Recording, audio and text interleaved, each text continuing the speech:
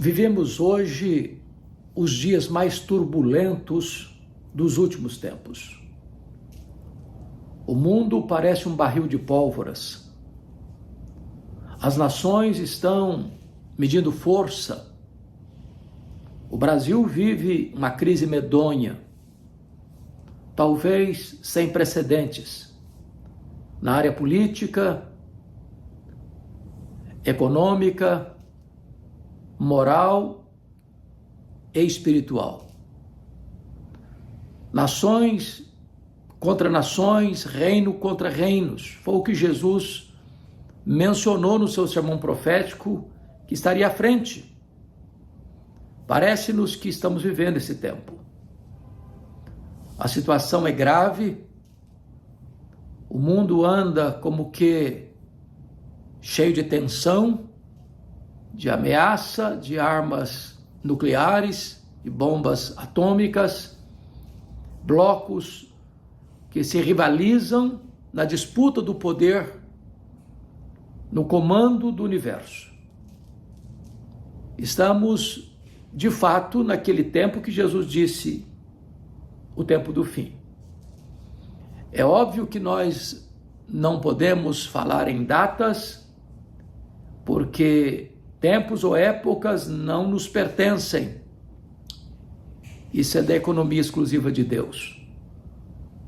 Porém, os sinais são eloquentes, sinais da segunda vinda de Cristo.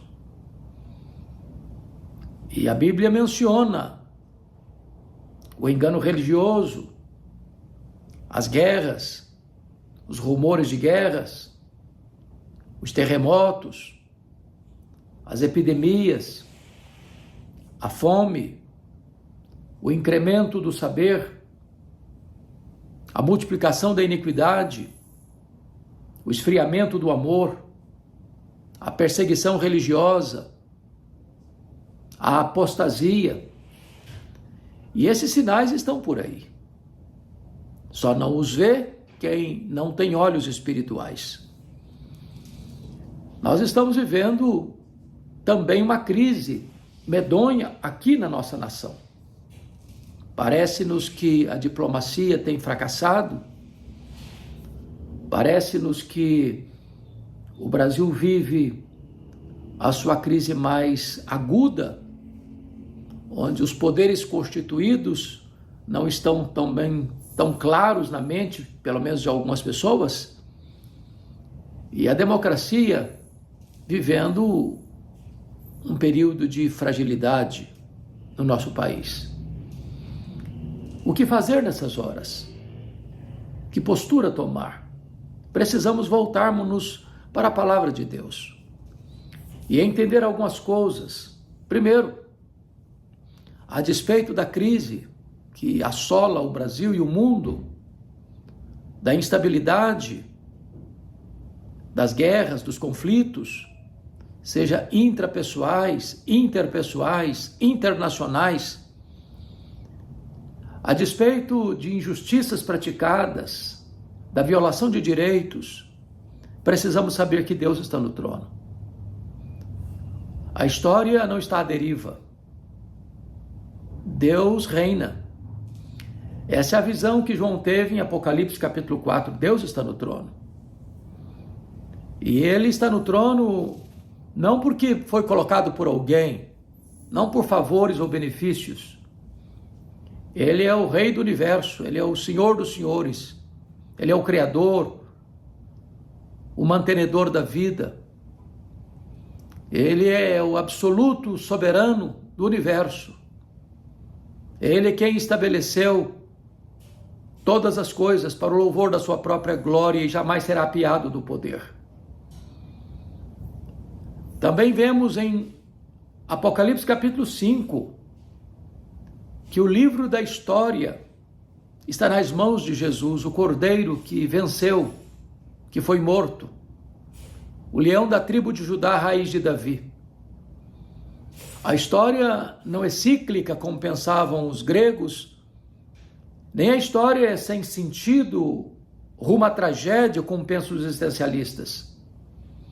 A história é teleológica, ela caminha para um telos, para um fim, para a consumação final, onde a vitória já está decidida. E a vitória é da verdade sobre a mentira, é do bem sobre o mal, é da justiça sobre a injustiça, é da luz sobre as trevas, é a vitória de Cristo e da sua igreja sobre o diabo e suas hostes. Jesus Cristo, o Filho de Deus, o Messias prometido, o Alfa e o Ômega, o princípio e o fim, o Rei dos reis, o Senhor dos senhores, o soberano dos reis da terra. É Ele quem dá vida, é Ele quem tira a vida, Ele é quem exalta, Ele quem humilha, é Ele quem coloca no trono, Ele quem tira do trono. Ele é quem olha para as grandes nações da terra e as considera todas como um pingo que cai de um balde, como um pó numa balança de precisão. Ele é quem olha para os príncipes deste mundo, os poderosos desta terra, e com apenas um sopro os desarraiga, arrancando-os de suas posições de prestígio e poder. É o Senhor Jesus quem controla a história tem suas rédeas nas mãos de Jesus. Mesmo que agora pareça que o mal está prevalecendo, mesmo que você ache que o diabo está ganhando de goleada, mesmo que você pense que aqueles que praticam a injustiça escapam da lei, fazem as leis, torcem as leis, escapam delas, mas jamais escaparão do reto juízo divino. A história da humanidade prova isso. Você olha, por exemplo, para os reinos do passado. Onde está o poderoso Império Egípcio, dos grandes faraós que dominaram o mundo? Onde está a poderosa Síria de Senaqueribe, que conquistou terras, devastou cidades, amontoou cadáveres? Onde está a poderosa e megalomaníaca Babilônia, senhora do mundo, cheia de soberba e orgulho? Onde está o grande império persa, que derrota o grande império babilônico e domina o mundo? Onde está o grande e poderoso império greco-romano, pela força e destreza de Alexandre o Grande? Onde está o poderoso império romano, que dominou o mundo por séculos, colocando de cócoras as nações da terra, subjugando-as com o seu poder, com a sua valentia, com as suas armas, com os seus exércitos? Os reinos deste mundo caíram e vão cair. Vão cair. Deus, no seu tempo, há de julgar as nações e colocar todos os seus inimigos debaixo dos seus pés. Ele é o soberano dos reis da terra e ele há de vir com grande majestade e poder para julgar as nações. E diz a Bíblia que quando ele voltar, na sua majestade e glória, ele vai julgar as nações e colocar os que estiverem à sua esquerda numa condenação eterna. Apartai-vos de mim, malditos, para o fogo eterno, preparado para o diabo e seus anjos. Mas há de dizer aos que estiverem à sua esquerda: vinde, benditos de meu Pai, entrai na posse do reino que vos está guardado desde a fundação do mundo. Jesus há de colocar debaixo dos seus pés todos os seus inimigos. E ele vai lançar no lago do fogo o diabo, o anticristo, o falso profeta. Ele vai lançar no lago do fogo a morte, o inferno e todos aqueles cujos nomes não estão escritos no livro da vida. E ele vai reinar supremo e soberano para sempre e sempre com o seu povo, remido, lavado no seu sangue. Portanto, nós não temos que temer, achando que a nossa vida está nas mãos dos poderosos deste século. Não está. A nossa vida está nas mãos do Rei dos Reis, do Senhor dos Senhores. Ele é quem dirige a história.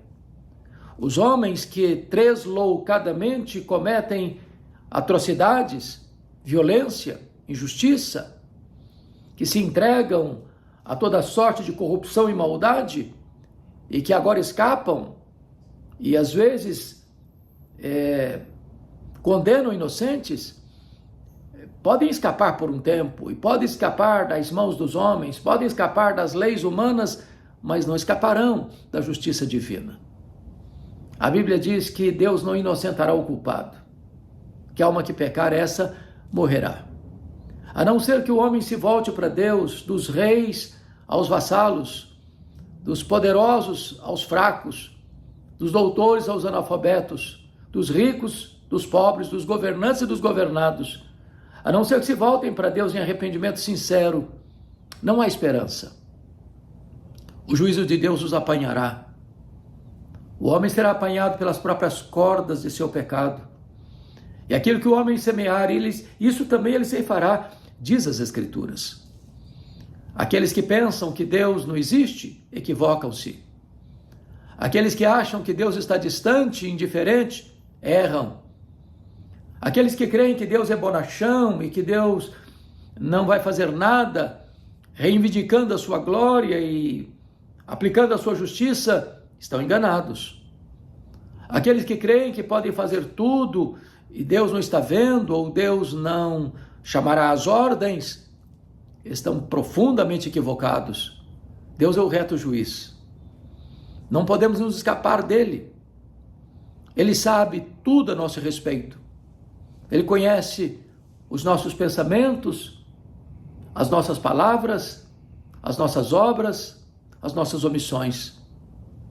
Esse Deus é inescapável. Não há como fugir dele, nem nas alturas excelsas, nem nas profundezas abissais. Esse Deus é o Todo-Poderoso Deus. Foi Ele quem nos formou de maneira assombrosamente maravilhosa no ventre da nossa mãe, conhecendo a nossa substância quando ainda era uma substância informe, nos tratando não como uma verruga pestilenta, mas como um ser real, porque a vida começa na concepção. Este Deus é o Deus que está no controle do universo, no controle das nações, no controle da nossa vida. Às vezes, para exercer a sua própria disciplina, Deus pode usar uma nação perversa para disciplinar o seu próprio povo. Mas essas nações não ficarão sem a correção divina. Então, é hora de você entender a soberania de Deus. É hora de você compreender que Deus não está longe como pensavam os deístas. Deus não é um ser difuso, confuso, misturado com a criação, como pensam os panteístas. Deus não é inexistente, como pensam os ateístas. Deus não é um ser incognoscível, como pensam aqueles que são partidários de uma ideia agnóstica. Deus é o Deus presente. É verdade, ele é transcendente, mas é também imanente. Ninguém pode fugir dele, ninguém pode escapar da justiça dele.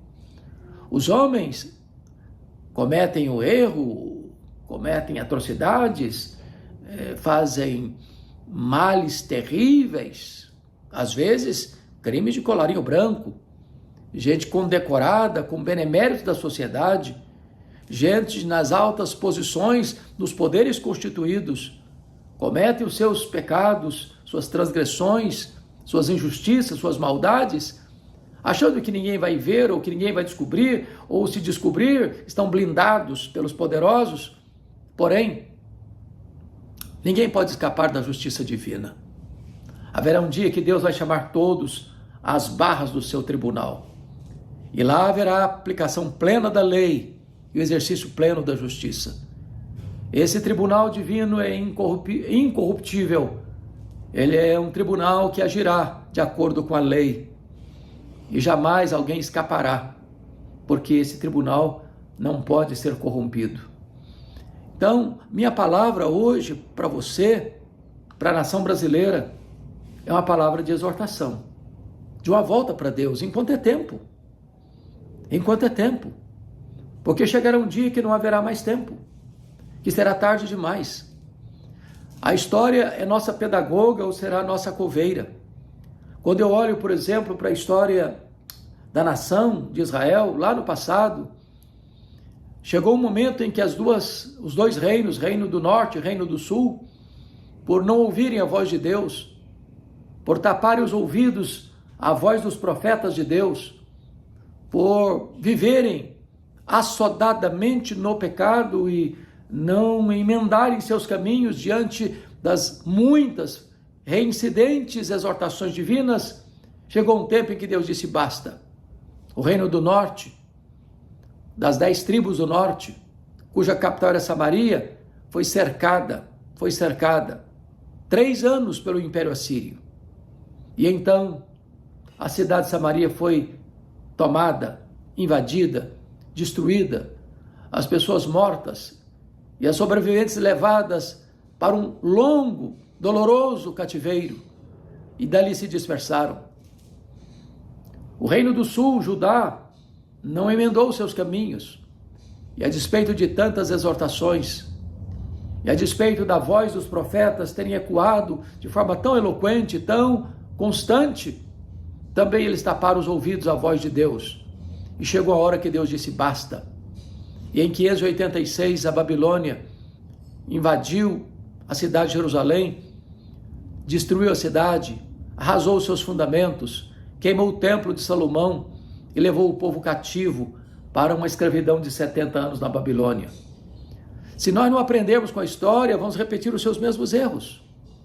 Deus é o mesmo, imutavelmente o mesmo, cheio de graça e misericórdia, mas também justo e santo. E nós não podemos zombar desse Deus e escapar do seu juízo, a não ser que nos arrependamos, que nos quedemos aos seus pés, clamando por misericórdia. A Bíblia diz que Deus não inocenta o culpado, mas a Bíblia diz que Deus perdoa aquele que se arrepende. Ele não rejeita um coração quebrantado.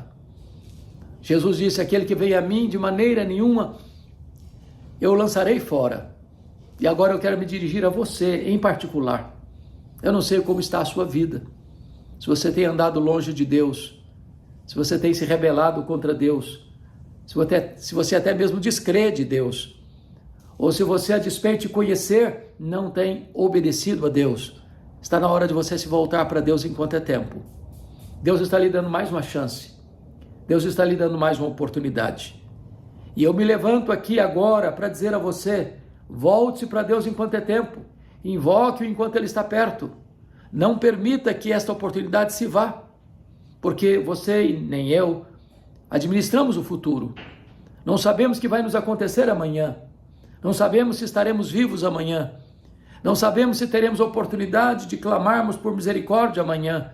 A nossa vida pode ser ceifada repentinamente, abruptamente, e não teremos então tempo. Hoje é o dia oportuno. Hoje é o dia da salvação. Hoje Deus conclama você a se voltar para Ele, porque Ele é misericordioso. Ele tem prazer na misericórdia.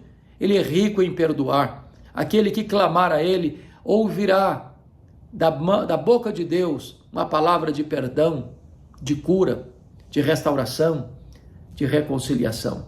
Então hoje, eu conclamo a você, em nome dos profetas de Deus, dos apóstolos de Cristo, eu conclamo a você em nome da igreja, a noiva, para que você venha para Cristo, para que você se arrependa dos seus pecados, para que você creia no Senhor Jesus, para que você experimente o perdão, a graça, a misericórdia, e você receba a vida eterna.